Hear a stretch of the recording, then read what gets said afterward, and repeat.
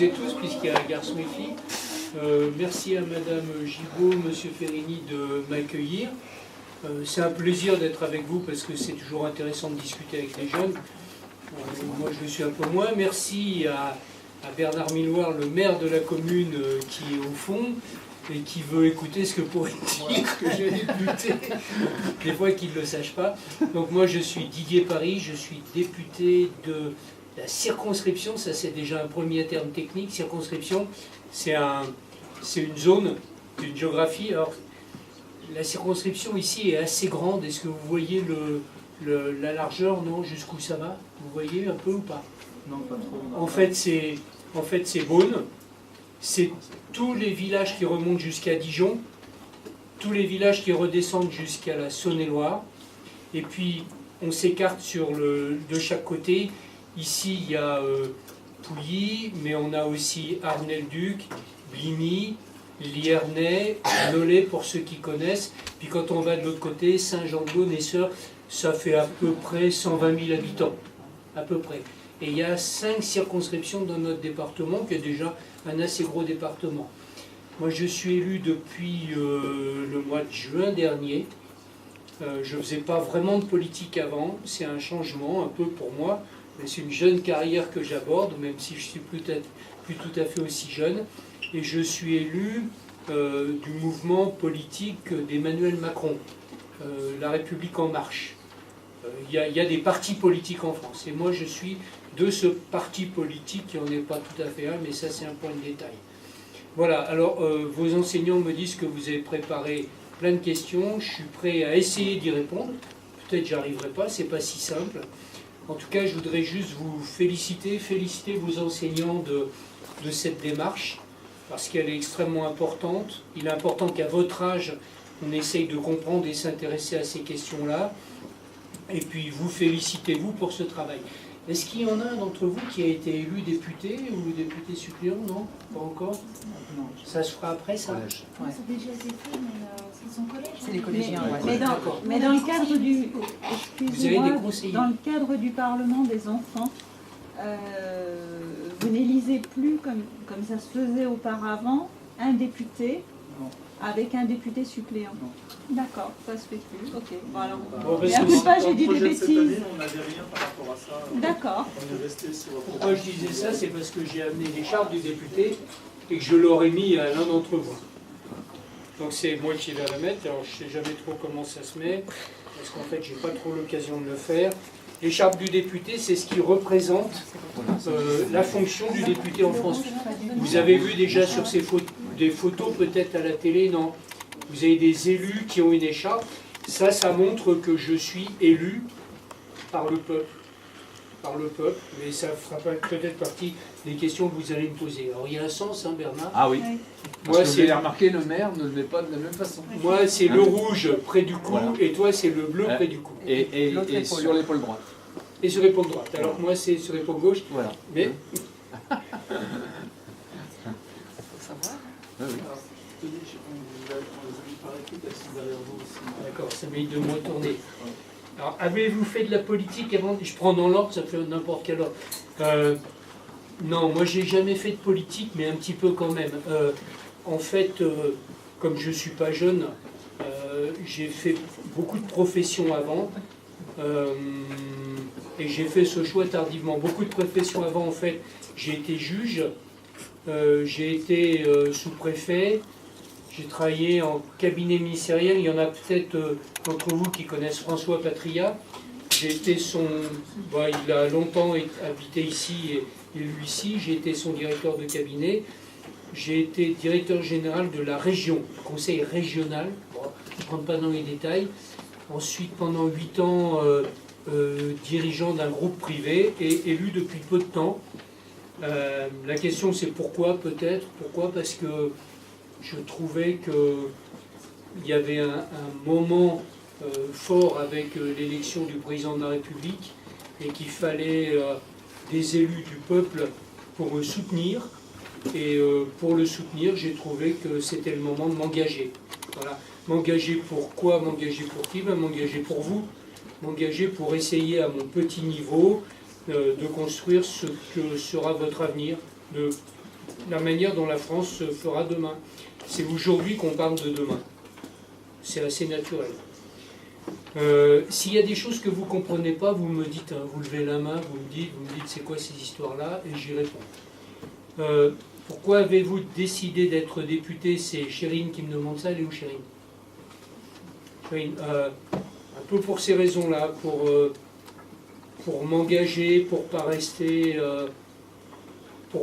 sur des métiers anciens, pour faire que j'essaye d'apporter ma pierre, mais comme Bernard Milloire, qui est maire de Pouilly en Ossois, je suis sûr qu'il dira la même chose que moi. C'est pour faire que quand on a un petit peu, quand on sait des choses, quand on a un peu vécu, quand on a déjà compris un certain nombre de choses, pas tout, loin de là, mais on se dit, pourquoi pas en faire profiter la population, pourquoi pas essayer de faire avancer la manière dont on vit. Aujourd'hui en France, on a une énorme chance, c'est qu'on a un climat qui est bon, c'est qu'on a bien sûr des gens qui ne sont pas riches, mais on n'a quand même pas une extrême pauvreté comme on peut avoir dans certains pays à l'étranger. On a un respect des uns et des autres, on a la liberté, on a les droits de l'homme, et il y a beaucoup de pays qui n'ont pas ces notions-là, pour qui c'est compliqué. Il suffit de voyager un petit peu à l'étranger pour se rendre compte de ces difficultés. Donc on a toutes ces chances, il faut juste continuer à les transformer pour qu'on vive mieux, pour qu'on vive bien, pour qu'on vive mieux. Vivre mieux, ça ne veut pas dire seulement d'avoir plus d'argent. Vivre mieux, c'est être plus heureux, c'est être plus proche des gens qui habitent à côté de chez nous, c'est penser un peu plus aux autres, c'est penser que la vie s'organise mieux. Voilà. Quel jour vous rendez-vous à l'Assemblée nationale? Mathéo, il est où Mathéo, c'est un peu compliqué cette question-là, parce que l'Assemblée, habituellement, les députés y sont souvent le mardi, mercredi et jeudi, au milieu de semaine. Pourquoi? Parce que le mardi et mercredi, il y a ce qu'on appelle des questions au gouvernement. Vous avez peut-être vu à la télé, il y a tous les députés qui sont réunis. On est combien de députés, vous savez, non? Mathéo? Très bien, parfait. On va peut-être pas toujours rester à 577. On va essayer de diminuer le nombre, c'est un peu trop. Mais donc tous les 577 députés, ou presque tous, se retrouvent le mardi et le mercredi après-midi pour poser des questions à tous les ministres, aux premiers ministres qui sont là, qui sont ce qu'on appelle dans l'hémicycle. L'hémicycle, c'est la salle où on se réunit. Pourquoi hémicycle? C'est parce que c'est comme un cercle, mais la moitié d'un cercle. C'est que non, un hémicycle. Et donc souvent, on est là mardi, mercredi. Mais en même temps, moi j'ai beaucoup d'activités à l'Assemblée et j'y suis mardi, mercredi, jeudi et très souvent lundi, voire vendredi. Et c'est ça qui est un peu compliqué parce qu'il faut être à Paris parce qu'un député, il est là pour faire la loi, mais il faut aussi être ici parce qu'il faut comprendre le territoire dans lequel on est et c'est pas toujours ça. Donc, beaucoup à Paris, presque trop, souvent ici, mais pas assez. C'est aussi parce qu'on est en début de mandat. Un mandat de député, c'est combien de temps? Ah, on va changer. 5 ans. En début de mandat, souvent, c'est là qu'on a beaucoup de pression parce que le gouvernement et le Parlement veulent faire beaucoup de choses pour rattraper le passé ou pour modifier l'avenir, pour préparer tout. Et depuis que nous avons été élus, nous n'arrêtons pas de travailler. D'accord? Donc on est souvent à Paris parce que c'est là que se fait la loi, tout simplement. Le travail du député, ce n'est pas seulement la loi, mais j'y reviendrai. Comment faut-il s'habiller pour pénétrer dans l'Assemblée nationale? Clément F. C'est toi qui as posé cette question, c'est une bonne question, parce qu'elle fait débat en ce moment. Tu vois, comme je suis habillé là, eh ben, j'aurais pas le droit de rentrer dans l'hémicycle comme ça. Pourquoi? Là, je suis venu, bon, c'est entre nous, il n'y a pas de télé, hein, Sylvie. Mais dans l'Assemblée, il y a une règle, c'est que les hommes sont obligatoirement ou presque en costume et portent une cravate. Portaient, parce que ça a un petit peu changé. dans le sens où il y a un petit parti politique, la France Insoumise, qui arrive sans cravate et on a changé un peu de règlement. Mais enfin, ça veut dire quoi? Ça veut dire qu'il faut être propre, plutôt en costume pour les hommes, plutôt une cravate, tout simplement parce qu'on est représentant du peuple, on vous représente, et il faut qu'on soit propre et correctement habillé. Les femmes, pendant longtemps, avaient l'obligation de porter la jupe. C'est plus le cas maintenant, elles peuvent avoir le pantalon. Donc c'est plus facile pour les femmes parce qu'il y a moins de codes, mais quand même c'est pareil, on est propre, pas de vêtements excentriques, on ne s'habille pas, on ne rentre pas dans l'hémicycle avec un chapeau pointu, on ne rentre pas dans l'hémicycle avec des chaussures bleues, rouges, vertes, et puis avec des rubans dans les cheveux. Vous voyez ce que je veux dire? C'est quand même un endroit où se fait la politique de la France. C'est un endroit sérieux et c'est un endroit que vous pouvez voir à la télévision. Donc tout le monde regarde, y compris d'ailleurs les Suisses, les Canadiens peuvent voir la manière dont se passent les débats à l'Assemblée nationale. Donc on essaye d'être correct. Les enfants doivent-ils respecter le même code vestimentaire que les adultes? Zoé?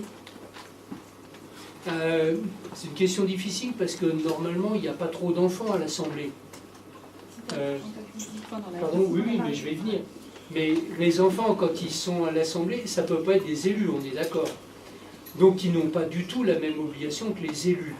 Mais quand vous viendrez à l'Assemblée, et j'espère bien qu'on pourra le faire, quand vous viendrez à l'Assemblée, vous serez habillé comme vous avez envie d'être habillé, mais plutôt propre, plutôt correct. Je dis pas, ça se dit plus, ça, les habits du dimanche, mais plutôt avec des habits, plutôt vos plus jolis habits. C'est parce que c'est pas un lieu où on va tous les jours. C'est un lieu important. C'est comme si vous alliez vous faire prendre en photo chez le photographe, vous habillez pas forcément n'importe comment. Ben là, c'est un petit peu pareil. C'est le seul endroit de France, avec le Sénat, où on a la représentation nationale. Donc on essaye de la respecter, tout simplement. Combien de lois avez-vous déjà proposées? Alors, je ne sais pas s'il y a d'autres questions là-dessus.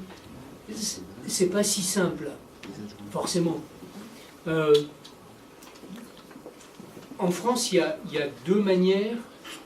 Essayez d'être attentif, c'est un petit peu compliqué, mais je vais simplifier au maximum.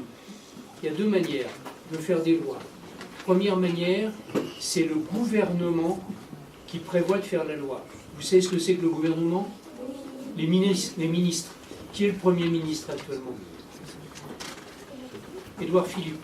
Je sais pas moi, le ministre de l'Éducation nationale.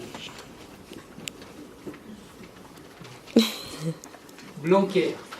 Au moins peut-être vous pourriez connaître celui-là. Donc ça c'est le gouvernement.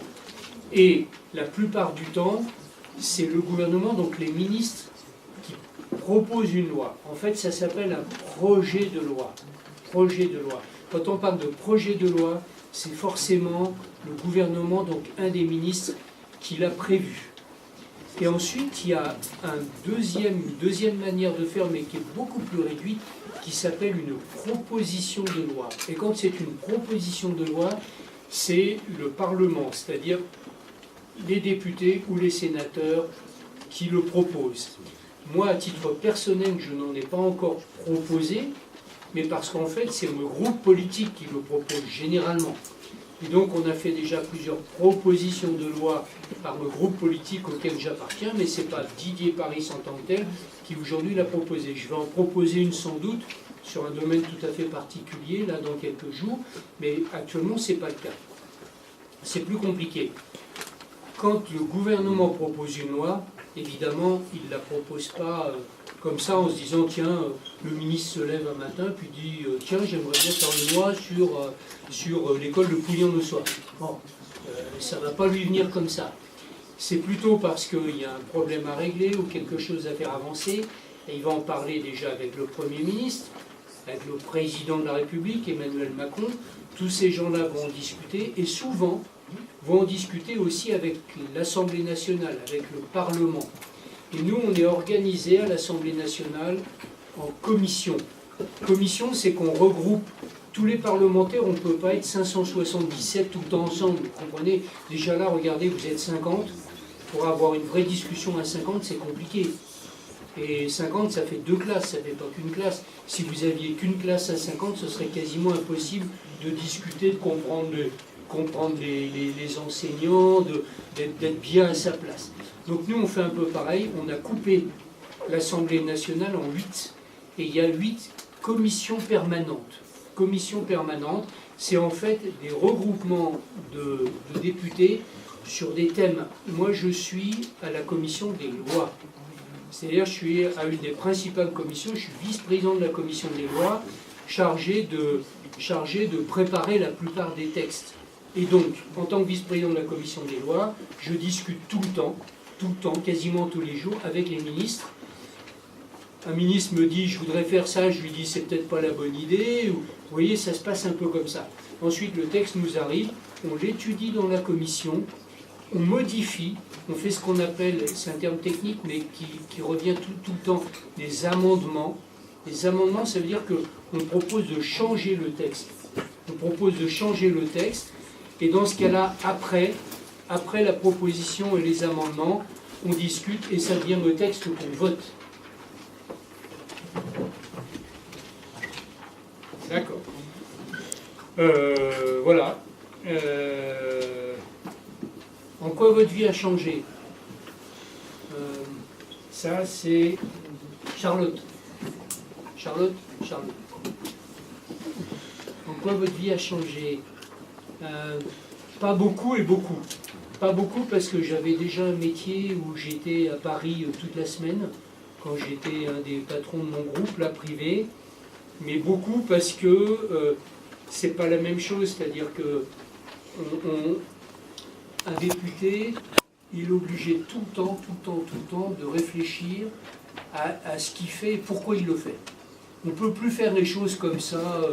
Charlotte, toi, tu as envie d'aller faire des courses un matin, tu fais des courses un matin, c'est normal, tu es avec ta mère et puis tu fais ça.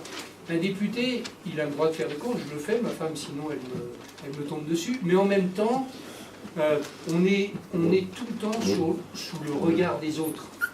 Vous avez le droit, vous, de regarder ce que je fais. Vous pouvez aller sur les sites internet pour voir ce que je fais, les discussions, les bouts de films, les participations au débat, les trucs, les machins. J'étais mercredi, jeudi, vendredi de la semaine dernière, j'étais à Vienne en Autriche parce que je suis membre de l'Organisation de la sécurité et de la coopération en Europe pour défendre la position de la sécurité de la France en Europe. Eh bien, ça, même ça, vous pouvez le voir. À la minute près, vous savez ce que je dis, ce que je fais. Donc ça change beaucoup parce qu'on se sent contrôlé. Alors, c'est normal. C'est normal parce qu'on n'a pas été élu pour nous, on a été élu pour vous. C'est parfois difficile, n'est-ce pas Bernard? C'est parfois difficile parce qu'on a l'impression d'être tout le temps sous le contrôle de quelque chose ou de quelqu'un. Donc il faut savoir avoir une vie publique, mais il faut aussi savoir avoir une vie privée. Et donc j'essaye moi aussi de préserver ma vie privée. C'est surtout ça qui a changé. Beaucoup travailler, ça n'a pas changé, mais ma manière de travailler, ça a changé. Tu comprends, Charlotte? Ok. Aimez-vous être député, c'est Ludivine, ou regrettez-vous, c'est l'autre question, la même, mais sous l'autre sens, Noé. Ludivine et Noé? Toc, toc, toc. Noé? Oui. Moi, enfin, je n'ai aucun regret. Strictement aucun regret. Ou alors, si j'avais des regrets, ça voudrait dire que j'ai pas bien calculé mon coup et que j'avais pas conscience de ce que j'allais faire. Or, je connaissais quand même, sans avoir jamais été élu moi-même, je savais ce que c'était que la vie d'un élu. Parce que j'ai travaillé dans un ministère et tout ça. Donc, j'ai pas découvert. Donc, je n'ai aucun regret. J'ai un immense plaisir à le faire. Parfois, c'est fatigant, parfois, c'est lourd, mais ça n'empêche pas le plaisir.